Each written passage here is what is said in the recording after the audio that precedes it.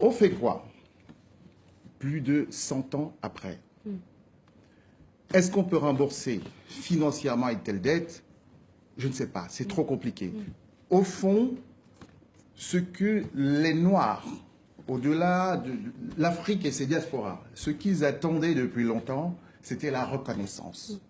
C'est ça la dette morale. C'était la reconnaissance que leur destin a été grévé, a été entravé par quelque chose qui a duré trop longtemps. Alors la dette, la question de ces dettes morales se pose aussi ailleurs que le blanc, qui est spécialisé de l'Asie et en Asie aussi. Ça se pose dans beaucoup de continents, ça se pose en Asie. Le Japon, par exemple, a une dette morale vis-à-vis de la Corée, de la Chine, pour toutes les exactions qui ont été commises pendant la Seconde Guerre mondiale, mais pas seulement. Ils ont annexé, la Corée notamment.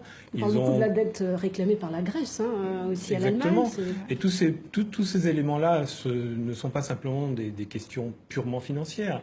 C'est effectivement de trouver le moment du discours qui sera le vrai discours, avec les mots choisis, les mots qui pèseront et qui dureront et qui ne seront pas remis en cause quelques minutes plus tard ou quelques mois plus tard par quelqu'un qui dira finalement on ne pensait pas vraiment ce qu'on a dit.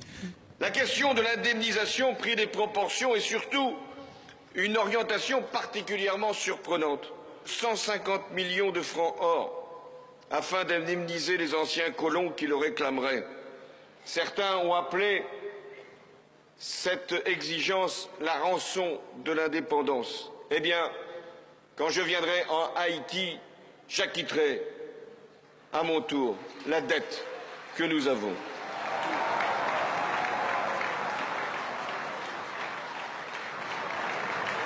Il y a une dette morale qui existe.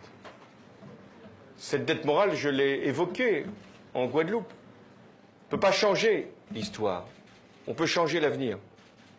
On peut faire en sorte que les jeunes haïtiens puissent accéder au savoir, à la connaissance et donc à la réussite.